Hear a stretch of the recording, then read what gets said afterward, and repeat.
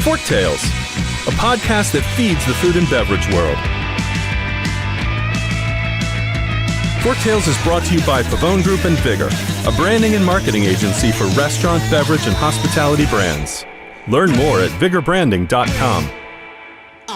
If you love what we're serving up, please give Forktales a 5-star review on your podcast service of choice. Think of it as a tip for good service.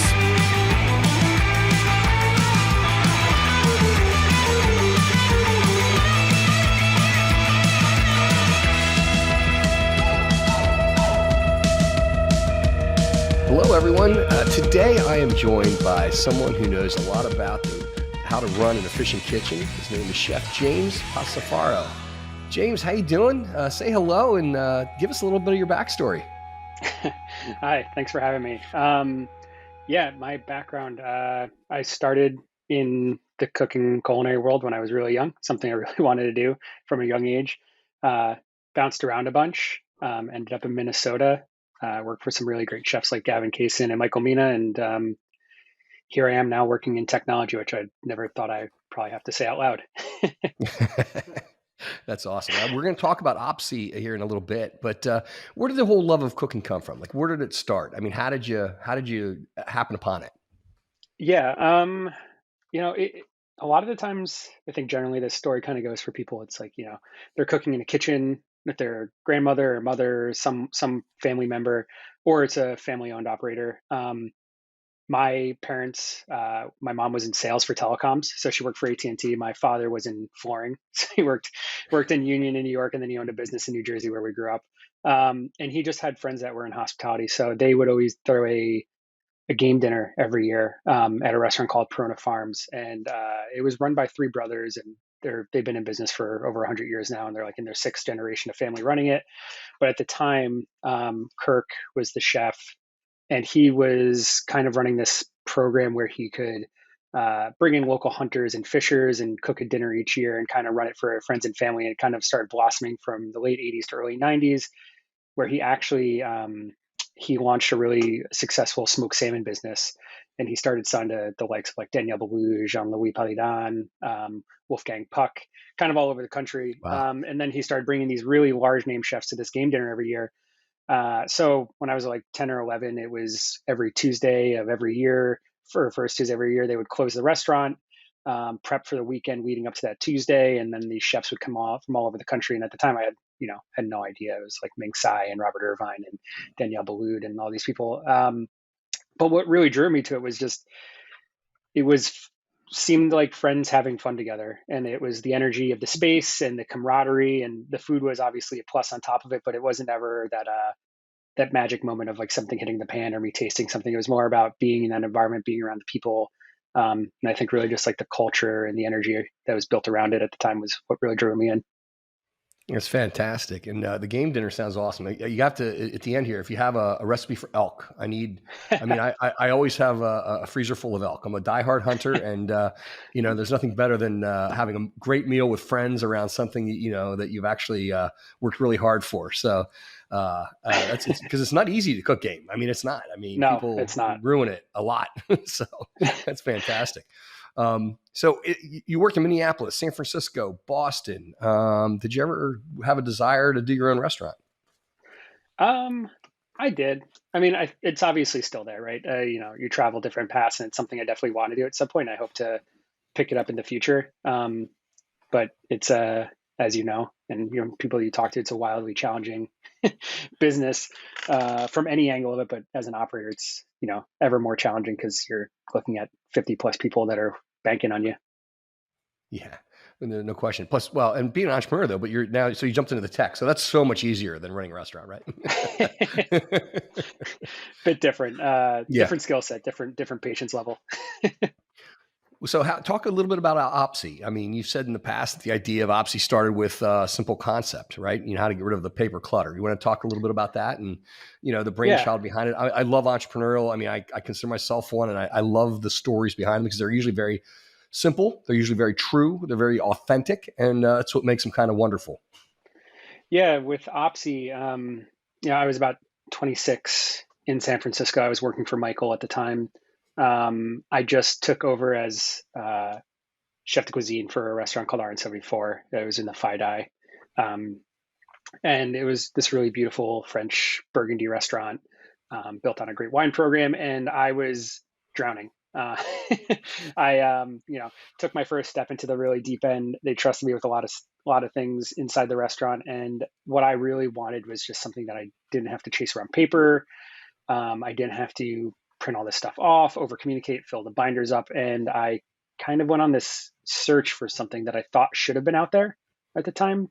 We all had iPhones, and we all still have iPhones and Android devices. And there was these like little computers in our hands every day that I just assumed there had to have been something, right? And when I went out and looked, it didn't really satisfy the need. So I kind of went down this path with my friend, and we started building.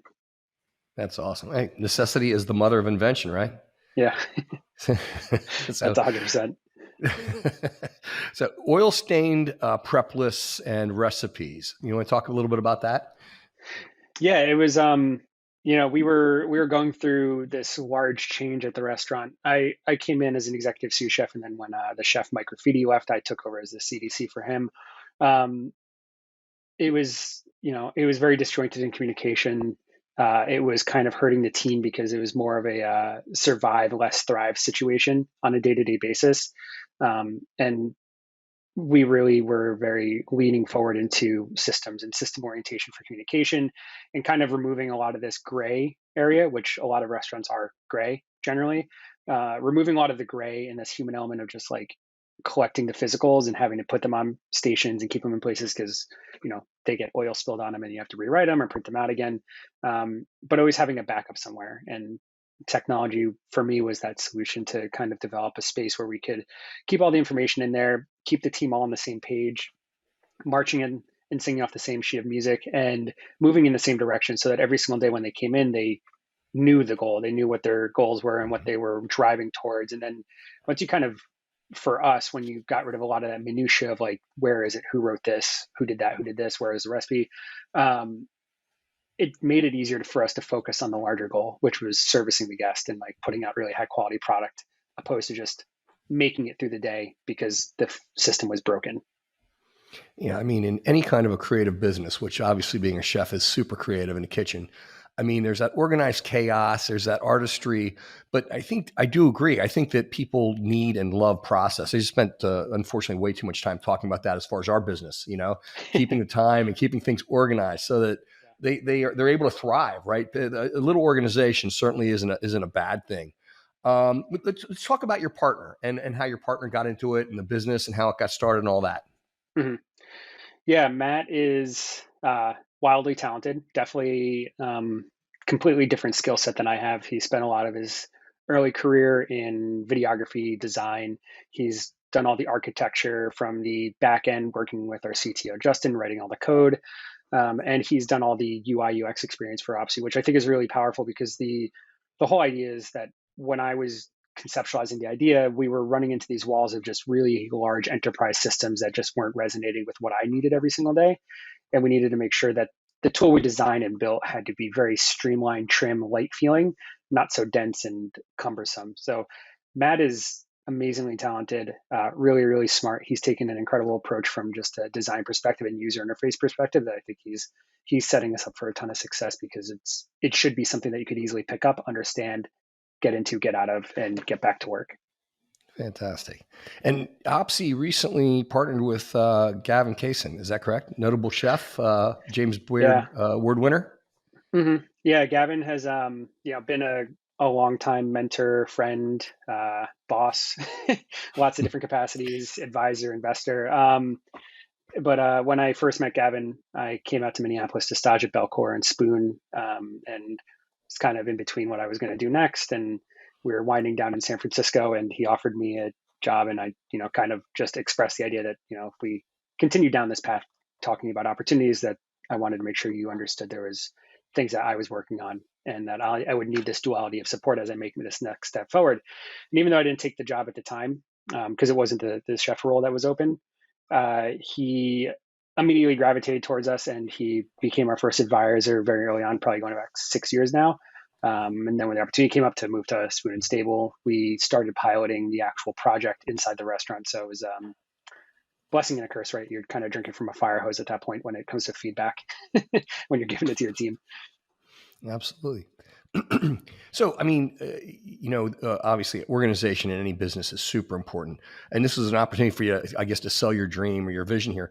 What types of restaurants need your tool the most? Like, who do you see as your primary customer? Who's the most suited to be involved in the opsi platform? Yeah, we get this question a lot. Generally, my belief system is that anyone, whether it's a food truck to a 3-star Michelin restaurant, could utilize opsi. Multi-units, single concept, multi-unit, multi-concept. The At the end of the day, there's a very large Venn diagram of functionality that all is true within restaurants, right? You are producing food, you're managing people, you're creating prep lists. Like all these things are just common truths throughout the whole industry. So we started in a place of like a spoon and stable, upscale, casual. This is just based on my background and Gavin's background, and we built it for the 4 walls of that restaurant, and it works extremely well. And as we continue developing, we're focused more on both going downstream to more fine dining restaurants, but also on the opposite side of that stream, going into more casual QSR virtual brands to make sure that the tool still fits. We don't develop in any specific way that's like, okay, this really only works for Thomas Keller or Danielle or Mm-hmm. Gavin. This doesn't just work for the McDonald's or the larger chains or the quick growing franchises. It's we take a really honest approach, and when we work with a company, whether it's your business or a multitude of businesses, they're our partners now. We have lots of conversation with how we can become better.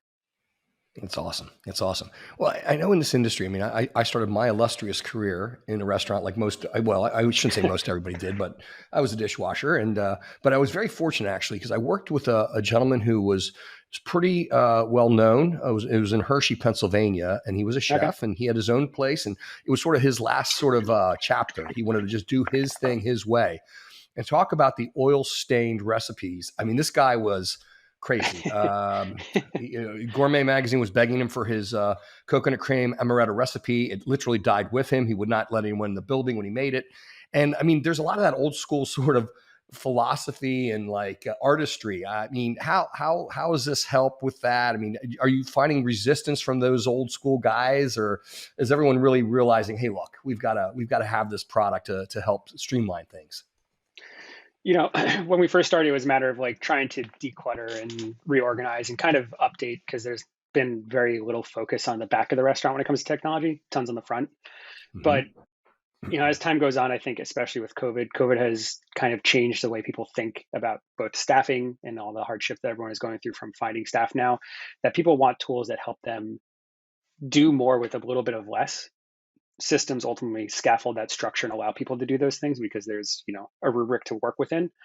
And now we are starting to see it's less of, we're not here to convince people of what they should be doing. I'm not going to be a person trying to convince someone how to change the way they run their business. It's up to them to make that decision. But when we find the people that are coming to us for this problem, it's something that it clicks. Like they see it immediately. They understand they need to solve the problem.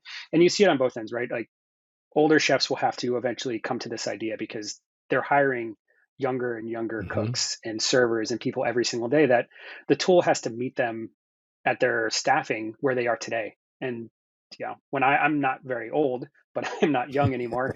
Um, when I started, it was like take the moleskin out and listen to me talk and write it down. And if you don't write it down, you don't know what's going on. And now it's like if I had to give a binder of paper to an 18-year-old kid coming off the street to be a prep cook, like he's going to look at me cross-eyed. So we're hoping to help meet these people, this workforce, this new generation of cooks and chefs at where they are, and they're far more technically inclined than any generation before. They grew up with it in their hands their whole lives. It's wonderful. I mean, as I was saying earlier, necessity is a mother of invention. It makes total sense. It's a simple concept, but it's a great concept and something it's absolutely needed. I mean, where do you see yourselves going in the next, say, 2-3 years? I mean, what's your vision for the business? We want to, obviously bridge a lot of these gaps. We want to, again, meet the people where they are. We want to help bring a little more insight to the day-to-day operators and start to segment out a piece of business that is not so financially high-minded. The financial high-minded tools are great for the controllers, CFOs, accountants of the world, but it doesn't really help the operators that are running the restaurant on a day-to-day basis, scheduling, cooking, things like that. So we're hoping to be a distillation of information at some point and sit in between those tools. Um, and then, we're we're people that believe we need to stay focused on what we're great at. And we've built a really great tool that I believe works well, and we're going to continue embellishing on it and progressing and changing and ideating on the tool and making it better.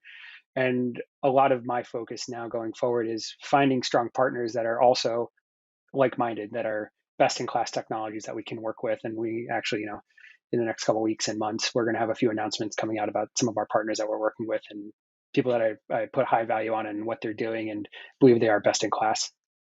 That's awesome. Yeah, I mean, it's remarkable, and it's great. I mean, and I think you have the absolute right perspective on growing a business. You got to stay focused and take it to the people that need it, and I love it. I love it. I'm looking forward to seeing what the future holds. So I have to ask. We do every year. We do food and beverage trends, and restaurant trends, and technology. Obviously, is just always there. In fact, it's hard to find things that aren't tied to technology for a trend. We read a lot and heard a lot about robots and kitchens and all that. I mean, what's your honest opinion about robot servers and that kind of a thing? They have their place. I've been to the sushi train places where the robot brings you your drink and like drives cocktails around. For sure, it'll always exist. The robot cooks, like the Sweet Greens of the world, I think there's definitely a place for it. There's very fast, casual, grab and go type situations that definitely serve that purpose. It will fill a gap for sure. For like everything in the middle market, I even think like all the way down to fast casual, I think technology is going to continue growing in a way that helps bolster the human element. Because for me, again, going all the way back to being 11, 10, 12, the reason I came into restaurants is people. When you go to a restaurant and you sit down and you pay money, you get a server that is talking to you, you get a cook that is cooking the food. You ideally have a consistent experience, but it's always never going to be the same. It's always going to hopefully build and build and build for you. And if you start removing that humanity out of the experience, and I think all the way down to fast food service elements, there's still pieces of it that the humans are going to be. So I believe like technology itself, everyone's going to want to talk about AI, replacement of people, robots. I mean, it's just not realistic. It makes sense. So I think we'll always go down that path in certain segments, but I think where technology really needs to go and should go is how do you better the human experience while they're working, and how does that bolster of the human experience while they're employees of that space bolster the human experience as a guest, and how do you engage with them differently and continue driving that experience and bringing them back, whether you're picking up a burger, you're sitting down and spending thousands or hundreds of dollars on a meal. Yeah, and I mean, I love that answer, and I mean, the robots are kind of kitchen, kind of cool, whatever. It's neat, sort of trendy, maybe. But I love the idea. Your technology is one that allows humans to do a more efficient job. Hopefully, it'll drive more happiness, culture, better experience for the guest. And I think at the end of the day, you're right. That's what we all go out for, right? We want that human experience. We want to be with friends or business associates and just have a great time. And it's the overall interaction. It's the servers. It's everybody that's involved that makes it fantastic and makes it an experience, right? So I think I agree with you. I love the human side of things versus maybe more the robotic side. I mean, if we go all the way to robots, it's not gonna be hospitality anymore. Yeah, it's gonna be something completely different. That's right. Well, is there anything else you'd like to tell us about Opsi? I mean, anything else about your business, the future, what you see for technology, any ancillary products, anything like that you want to talk about? No, we're hoping to push out a bunch of updates here. It's it's the technology piece is a process that's new to me because it's not so physical, it's not tangible, it's more of a conversation. And there's other people that are smarter and better than me at doing the work, and I kind of wait for the results to test and play with. Not at the moment. We're really just excited about some of the partnerships we're going to announce, and also we love being substantially footed inside the hospitality.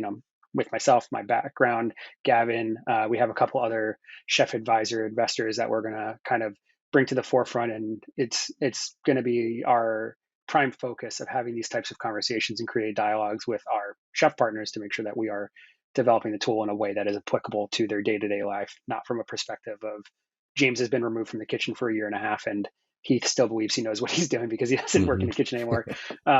It really needs to be rubber meets the road type development. Yeah. I mean, well, you're always in beta, right? I mean, you're always in beta, and it's a tough thing. I'll say for me personally, I had to learn, like with all the dev work that we do and things like that. It is that, I'm used to in life start and stop. Like here, we make this and it's finished. But this, when it comes to software and anything development, you're always in beta. So yeah, it's constant. All right, yeah, absolutely. So I got one last question. All right, if you had one final meal, what would you eat, and where and why? I hate to bring it all the way back to the beginning of the conversation, but I spent a lot of time in the kitchen. Well, early days in the kitchen with my father, as he spent time around his friends. And one of the first things I can vividly remember not making but help put together was a venison carpaccio dish with Ming Tsai, and it was like toasted sesames, hot sesame oil, sliced venison tenderloin, and like a bitter green salad. And being an 11-year-old kid, I've never had anything like that or even close to raw food. And the idea is so visceral in my mind, I think, from just the weekend leading up to it and being around my father and being around all these types of people. If I had to have one final bite in my life, it would be going back to that moment in time. And I think that was like the light switch that flipped in my mind to say, like, food is what I want to do because I don't have to do social studies anymore if I do it. That's fantastic. So was your father also a hunter then? Yeah, we hunted and fished all the way up growing up, mostly awesome. Like upland fowl stuff. Yeah. Very cool. Very cool. I share those passions big time. What's your favorite game meat? Would it be that, or is there venison, birds? I mean, I love duck, obviously. We have amazing duck producers out here. And then pheasant, because that, again, going back to the experience, like the first time I learned how to break down a full bird was Jean-Louis Paladin, and it was right a year or two before he passed away. But it was like just learning experience, and it's not going from like cleaned animal from a bag to the table, breaking it down. It was like feathers and heads and wings and like end to end, learning how to do it. It was a really cool experience. It's something that I really super value because it's applied everywhere, right? Ducks, pheasants, chickens, geese, all kind of the same. That's awesome. I mean, like, I can totally relate. I mean, I've done all that, but not nearly as sophisticated as you have. I can guarantee you that. But I mean, the whole thing from, field to table, and and I'll say this: the fun and the camaraderie that comes around with it, the stories. It's just, I mean, it's just something I crave. In fact, if you're anywhere near my cabin on any given weekend, there's bourbon being poured and elk burgers or backstraps being provided. I cook all the time up there for everybody, and people just stop by. They see my lights on. They not even invited. People will stop in because they know I'll probably be making elk or pouring a good wine or some bourbon, and it's always a nice time. So I totally have to talk respect offline about that one then. Absolutely. Well, listen, James, it was fantastic. I really enjoyed talking to you. I appreciate your time. Anything else you'd like to leave us with? No, thank you. I appreciate this. Love to stay in touch and just appreciate giving us a platform to talk about what we're doing. And we're excited to keep on going forward with everybody.